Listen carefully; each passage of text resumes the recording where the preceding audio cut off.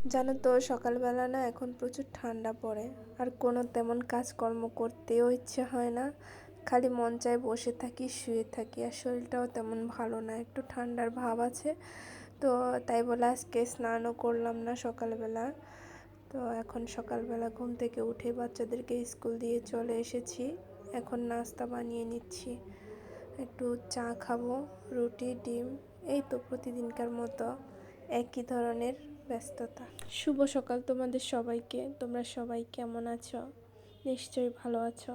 তো দেখো আমি নাস্তা তৈরি করে ফেলছি। আমার হাজব্যান্ড এদিকে ঘুম থেকে উঠে ফ্রেশ হয়ে নিয়েছে, একসাথে আমরা নাস্তা করছি। আজকের নাস্তায় ছিল ডিম পোচ, প্লেন রুটি, সাথে হচ্ছে 1 কাপ চা, আর ছিল একটা পেঁপেটা একদম গাছ পাকা ছিল বলে একটু নরম হয়ে গিয়েছিল। দেন আমি নাস্তা টাস্তা করার পর 1 কাপ চা বানালাম, আর বারান্দায় বসে রোদে চা খেলাম। তো তোমরা সবাই ভালো থেকো, সুস্থ থেকো, আর তোমাদের সাথে এইভাবে আমার গল্প চলতে থাকবে। শুভ সকাল আবারও।